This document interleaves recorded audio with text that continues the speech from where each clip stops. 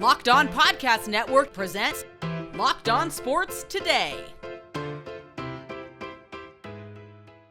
The Boston Celtics officially have the most championships in NBA history. The Dallas Mavericks have bulletin board material, if you want to look at it that way. And the Lions are going to be an NFC title favorite for one specific reason. I'm Peter Bukowski, starting your day with the can't-miss stories and biggest debates in sports. You're Locked On Sports Today.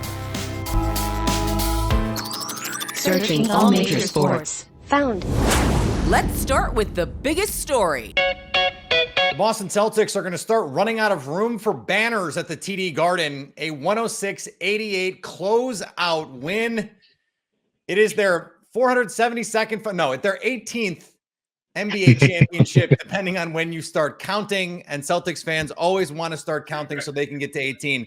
John Corrales from Locked On Celtics joins me now from just outside the Boston locker room, about to get doused in champagne. John, I hope you have your goggles. We thought this was going to get closed out on Friday. It didn't. Why did it happen on Monday?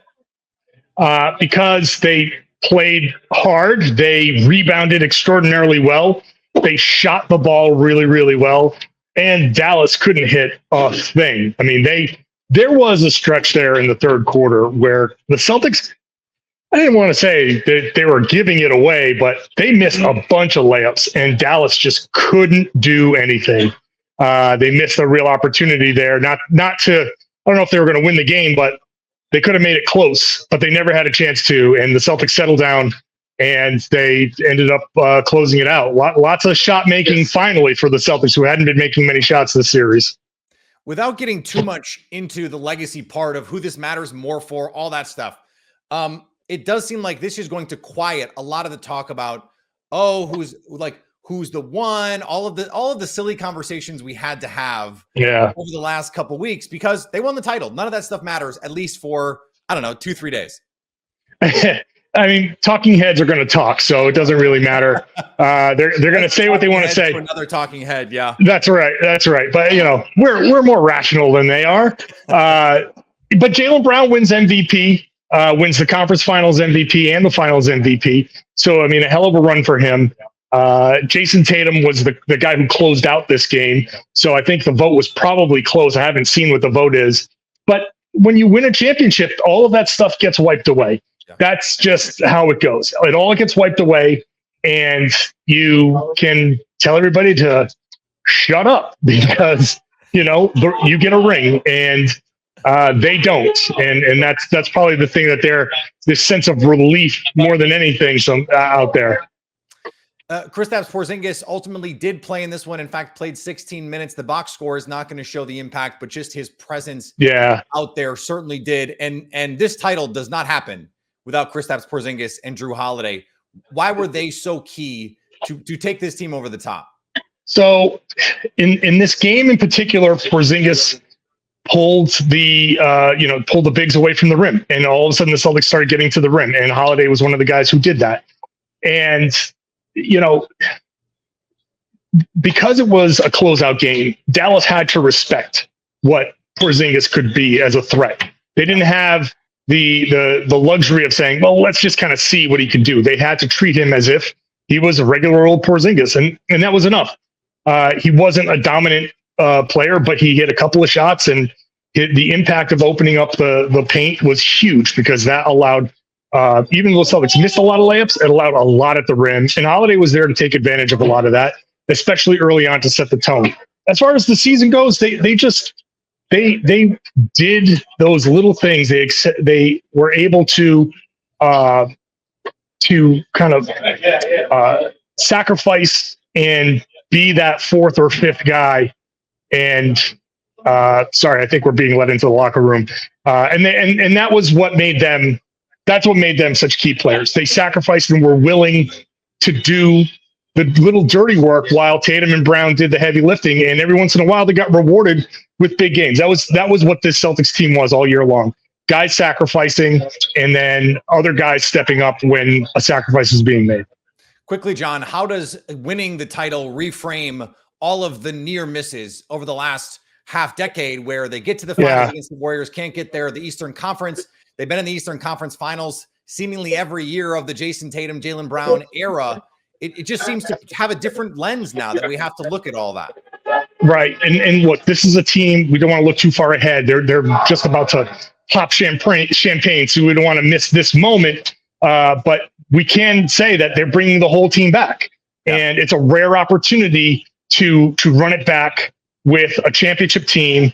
And that could, like you said, reframe everything, because instead of near misses, now that's just the plane taxiing on the runway, and this championship was it taking off. And if the Celtics win another one somewhere along the way, then that just all becomes the preamble, the tough kind of road that a young team has to go through before they become champions, before they have this kind of like, I don't want to say dynastic moment, but if you win a couple, then you get talked about in a different way. So history, it's all about the perspective. And, we can talk about things in the moment like we're supposed to. That's our job. But the reality is history isn't fully told until that story's over and until Tatum and Brown retire. And only then will we have the full context of multiple championships, one championships, what's it going to be? And that tells you, that kind of dictates what all those other things kind of mean. Can you take us in the locker room for a second? Can we see what's going on in there? No, I think it's still a line. There are a few people moving, but don't worry. I will have my camera rolling when I walk in there. You'll get to see firsthand what it looks like. All right, well, check out it'll be on the podcast. All of that. Yes, John, appreciate the time, man. Go enjoy it. Stay up to date all here on the Boston Celtics by subscribing to Locked On Sports Today and Locked On Celtics on your favorite podcast app and on YouTube. Thanks for making Locked On Sports Today your first listen. Coming up, what do the Dallas Mavericks take away from being run over in the NBA Finals? Before we get to that, could trade talks rematerialize around a Brandon Ayuk? Summertime means baseball, the Stanley Cup Final, and more. You can bet on all of it at FanDuel. Right now, new customers get $200 in bonus bets with any winning $5 bet. That's $200 you can use to bet everything from MVPs to who's going to hit one out of the park. The Florida Panthers are favored to put away the Stanley Cup Finals tonight against the Edmonton Oilers. FanDuel has the Panthers money line minus 132. FanDuel also expects a defensive game as the over-under total on goals, 5.5. Visit FanDuel.com/lockedon and add a big win to your summer bucket list. FanDuel, America's #1 sportsbook. If you're catching this episode after hearing your favorite Locked On show, make sure to subscribe to Locked On Sports Today on YouTube or wherever you get your podcasts, so you never miss an episode.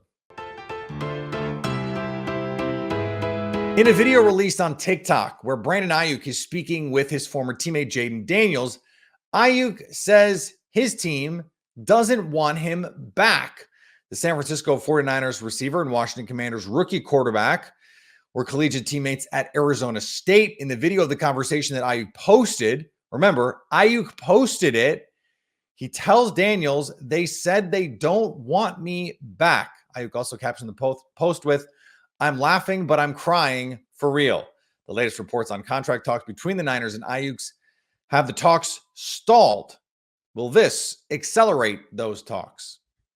I guess we'll find out. Former collegiate coach Les Miles is suing LSU for vacating wins in response to violations from improper benefits given to a recruit between the years 2012 and 2015. The NCAA brought the allegations that a former LSU booster was providing improper benefits to recruit Vidal Alexander during his years playing football for Miles. The wins that were vacated keep Miles below the Hall of Fame threshold. The lawsuit alleges that LSU was working with the NCAA to reverse the vacated wins decision, but then cut off communication with Miles, and no more progress was made in the case. On the Diamonds, the Yankees are going to lose Anthony Rizzo for a while after a test revealed a fracture in his right arm. But first, a little bit of good news, bad news for the Yankees. Yeah, give and take, right? I don't know if you look at the bad news as bad as it actually is. Maybe the guy that got hurt actually needs a rest. But if you weren't aware, it did just come out. Anthony Rizzo is going to be expected to be out 4 to 6 weeks with a fractured forearm. The fall did look messy. It did look bad. It wasn't exactly playing that well to begin with. And I think this opens up the lineup a little bit. So I hate to say that because you don't want to see anyone get hurt, but Right. I don't look at this as the most awful injury possible, if that makes sense. Right. I just feel bad because he wasn't hitting as badly as he was in May. He was getting more hits in June Yeah. than he was in May. Like he was starting to do a little bit of something, and Better is still not great. right, but better. And then this happens to him. So that kind of stinks for him. You know, it's just another one of those fluky injuries at first base. This time he was the one running to first base. So Yep. The Phillies smashed the Padres in Trey Turner's return from the IL. So you lose 2 of 3 to the Orioles, and we know what that is. That's one of the best teams in baseball, going up against one of the other best teams in baseball. And unfortunately for myself and Phillies fans, most likely yous guys as well, that's pretty terrible. So we got to kind of talk about the bad stuff. As much bad stuff as yesterday's loss gave you was as much great stuff as this game gave you. For instance, being able to see Kyle Schwarber go out there and wallop 2 home runs. Being able to see Rafael Marchand go 4 for 4 for the Phillies out of the 9-hole is pretty damn spectacular. Seeing Christopher Sanchez be dominant from the hill, 7 innings pitched, 1 earned run, 2 runs in total. That is amazing. Seeing a guy like Trey Turner come back to a standing ovation from the Philadelphia faithful after a month and a half of missing baseball with your Philadelphia Phillies. Oh, my goodness gracious. He comes roaring back with 2 hits, makes a great diving play to start that 6-4-3 double play to end the game, and everything was looking wonderful for your Philadelphia Phillies. Well, the Dallas Mavericks got further than they ever had in the Luka Doncic era, could not come up with a little bit more magic, and now face an offseason trying to figure out how they get just that little bit better. Nick Angstad joins me now from the party behind him for the Boston Celtics, not the Dallas Mavericks. And Nick, I guess the thing that I'm wondering is against some of the best teams in the West, Oklahoma City and the Timberwolves, who theoretically have some of the similar advantages that the Boston Celtics had, why did Dallas just look so different?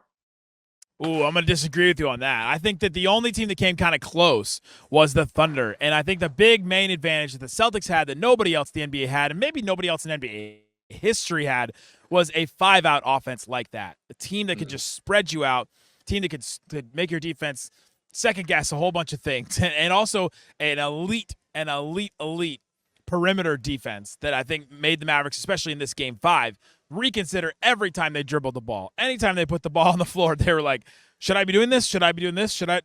All of a sudden, I mean, this team is very well constructed. This 5-out offense is, like I said, maybe one of the best that we've ever seen in the history of the NBA. When Porzingis is out there, when Horford is out there, when they're playing the 5, it's amazing to watch this team. And then their perimeter defense is just elite. And then you just need a couple of shot makers here or there. And it turned out that Jaylen Brown was that guy that made it happen for him. Jason Tatum tried his hardest, but this Celtics team is just really well constructed, and the Mavs ran into a horrible matchup. And you don't want to overlearn lessons because of one team in the NBA and try and chase that thing. But does it, speaking of reconsidering things, make the Mavericks reconsider having an offense that is so heavily reliant, especially as ball handlers and playmakers, on just 2 guys? Yeah, one of the things with this Mavericks team is they've only been together for like 4 or 5 months. I mean, this team had to reassemble, and Nico Harrison, the GM of the Mavs, had to rebuild all of this after last season. The Mavs missed the entire postseason. They had Luka, they had Kyrie, and you're like, all right, what else do we have to build around these guys? And you're like, I think all the rest of these pieces can go. Like, that's sort of where they were at that point, trying to build a team around these guys. And they're like, all right, the first thing we have to do is just plug all these holes defensively. And so they've been trying to plug all these holes, and now they're like, all right, now let's focus on the offense. And it just wasn't, they just couldn't do it in time. And this team, you could say, is maybe a little bit ahead of where they should be rebuilding this team. But you think about the difference between this Mavs team and this Celtics team. This Celtics team has been building for like 8 years. They made the finals 2 years ago and were able to adjust and add Porzingis and Drew Holiday and send Marcus Smart out and like fix some of their holes and things like that. And the Mavs now have that opportunity. And I think, to your point, I think the thing that they need to do is add another offensive player. They've got to add one more guy that can competently handle the ball anytime, get a shot, take be an elite shooter, somebody like that, or some combination of players that have those skills on the team, because they just were one guy less, it felt like, in many moments in this series and got things to to go their way. But then in this series especially, they were just one offensive guy short in a lot of different instances.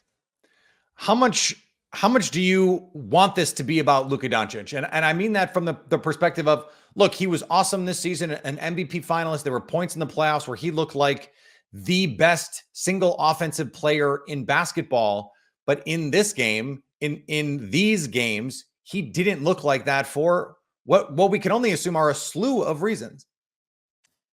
There is a slew of reasons. Luka hit 2 threes in this game, but between the first quarter, the first 2 minutes of game 3 and the 2 threes that he hit in this game, he missed 18 threes in a row. Like, this was Luka's best three-point shooting season of his career. This is I at one point on Locked On Mavs said he is the second best three-point shooter in the entire NBA. Steph Curry obviously unassailable, and then there's Luka Doncic hitting 38% on 10 threes a game. Like, that had become such a huge part of his game, and it was non-existent at times in this series and at times during different playoff games. When he didn't have it in a day, it was completely off, like it was in this game, in game 4 even, and in others. And so I think that, how much do I want to make it about Luka?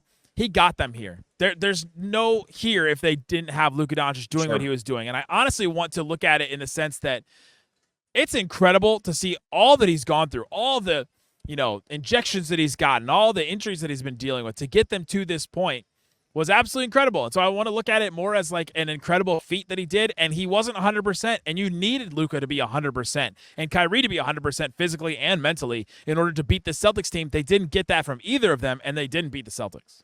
Stay up to date all year on the Dallas Mavericks by subscribing to Locked On Sports Today and Locked On Mavericks on your favorite podcast app and on YouTube.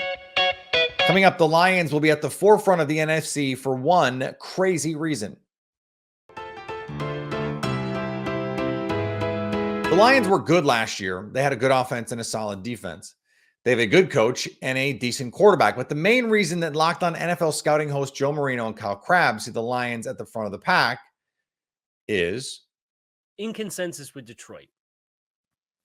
Like this team, like the setup, some favorable things with the schedule. They're going to be home heavy early and home heavy late. I believe they only play 2 outdoor games.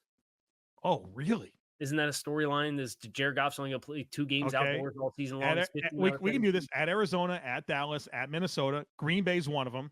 Houston, at Green Bay, but that's November Chicago. 3rd. It's Green Bay and Chicago. Oh no, San Francisco. That's outside. So 3 outside games. Okay, so 14 out of 17 games are indoors. That ain't the world. That ain't the world I live in. I'll tell you that. No, it's not. No, it's not. Wouldn't be mad if that was the world you lived in. They got 2 teams in the division that are indoors. What's the North AFC, the NFC North? That's crazy, right? Mm-hmm. What are we doing? Open up the air. Green Bay's got a little chill in there. Green Bay's got a huge home field advantage in that right? Because you're playing dome teams in Detroit, and Minnesota. What are we doing? Here's the problem with this theory. The 49ers, who are the best team in the conference, they play outside. The Philadelphia Eagles, one of the best teams in the conference, and the last team before the 49ers to go to a Super Bowl, they play outside. The Green Bay Packers, in their own division, they have to beat in their own division and are guaranteed to play at least once this season. They play outside. We'll see about some of the other teams who could be in this mix as well. We'll see what happens to teams like Seattle, what can happen in the NFC South. But if the best teams in the conference, other than you, play outside, then over the course of the season, it doesn't really matter how many games are outside. Unless, of course, you win enough games to be the number 1 overall seed. But even then, if that's what you're worried about, if that's what you're thinking about, then you're not the best team in the NFC, and all this is really moot. And finally, maybe the Boston Celtics have a lucky charm named Sam Cassell. Back before the last Celtics title, Boston signed the late career veteran point guard and went on to beat the Lakers in 2008. Before this season, the Celtics added Cassell to Joe Mazzulla's bench. Coincidence? I guess we'll see if teams want Cassell to be a head coach anytime soon. If you're catching this episode after hearing your favorite Locked On show, make sure to subscribe to Locked On Sports Today on YouTube or wherever you get your podcasts so you never miss an episode. Also, if you're a new subscriber to Lost, we're here for you with the biggest stories in sports every day. Coming up on the next Locked On Sports Today, will the Stanley Cup reside in South Beach? Florida doesn't. They don't really play in South, but you get it. So at least until tomorrow, stay locked on sports today. Locked On Podcast Network presents Locked On Sports Today. For more episodes of Locked On Sports Today, go to our video on demand. Click on Sports at the top of your screen. There, you'll find past episodes of Locked On Sports Today, plus other Locked On shows on demand.